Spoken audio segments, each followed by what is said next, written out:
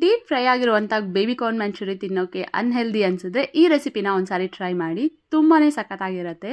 ಮೊದಲು ನಾನಿಲ್ಲಿ ಬೇಬಿಕಾರ್ನ್ ತೊಗೊಂಡಿದ್ದೀನಿ. ಇದನ್ನು ಸೈಡಾಗಿ ಸ್ಲೈಸಸ್ ಆಗಿ ಕಟ್ ಮಾಡ್ಕೊಳ್ತಾ ಇದ್ದೀನಿ. ದಪ್ಪ ನೋಡ್ಕೊಂಡು ಮಾಡಬೇಕು. ಸ್ವಲ್ಪ ಬಲ್ತಿದ್ರೆ ಜಾಸ್ತಿ ತೆಳ್ಳಗೆ ಮಾಡ್ಕೊಳ್ಬೇಕು.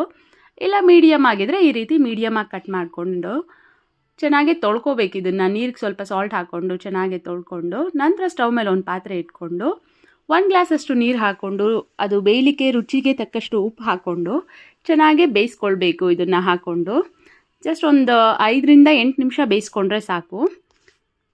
ಚೆನ್ನಾಗಿ ಬೆಂದ ನಂತರ ಇನ್ನೊಂದು ಕಡೆ ಒಂದು ಪ್ಯಾನ್ ಇಟ್ಕೊಂಡು ಅದಕ್ಕೆ 2 ಸ್ಪೂನಷ್ಟು ಎಣ್ಣೆ ಹಾಕ್ಕೊಳ್ತಾ ಇದ್ದೀನಿ. ನಂತರ ಹಚ್ಚ ಖಾರದ ಪುಡಿ, ಖಾರಕ್ಕೆ ತಕ್ಕನಾಗಿ ಹಚ್ಚ ಖಾರದ ಪುಡಿ, ನಂತರ 1 ಸ್ಪೂನ್ ಪೆಪ್ಪರ್ ಪೌಡರು, ಹಾಗೇ ರುಚಿಗೆ ತಕ್ಕಷ್ಟು ಸಾಲ್ಟ್ ಹಾಕ್ಕೊಂಡು ಸ್ವಲ್ಪ ಅದು ಫ್ರೈ ಆದ ನಂತರ ಬೇಯಿಸ್ಕೊಂಡಿರುವಂಥ ಬೇಬಿಕಾರ್ನ್ನ ಅದಕ್ಕೆ ಸೇರಿಸ್ಕೊಳ್ತಾ ಇದ್ದೀನಿ. ಸೇರಿಸ್ಕೊಂಡು ಚೆನ್ನಾಗಿ ಮಿಕ್ಸ್ ಮಾಡ್ಕೊಂಡ ನಂತರ ಇದಕ್ಕೆ 1 ಸ್ಪೂನ್ ಆಗುವಷ್ಟು ಕಾರ್ನ್ಫ್ಲೋರ್ ಹಾಕ್ಕೊಳ್ತಾ ಇದ್ದೀನಿ. ಹಾಕ್ಕೊಂಡು ಚೆನ್ನಾಗಿ ಮಿಕ್ಸ್ ಮಾಡ್ಕೊಳ್ಬೇಕು.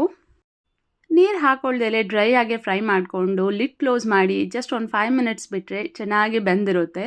ನಂತರ ಒಂದು ಸಾರಿ ಚೆನ್ನಾಗಿ ಮಿಕ್ಸ್ ಮಾಡಿಕೊಂಡು ಸಣ್ಣದಾಗಿ ಕಟ್ ಮಾಡಿ ಇಟ್ಕೊಂಡಿರುವಂಥ ಕೊತ್ತಂಬರಿನ ಹಾಕ್ಕೊಂಡ್ರೆ ಡ್ರೈ ಬೇಬಿಕಾರ್ನ್ ಫ್ರೈ ರೆಡಿ ಆಗಿದೆ. ತುಂಬಾ ಟೇಸ್ಟಿ ಆಗಿರುತ್ತೆ. ಟ್ರೈ ಮಾಡಿ ನೋಡಿ.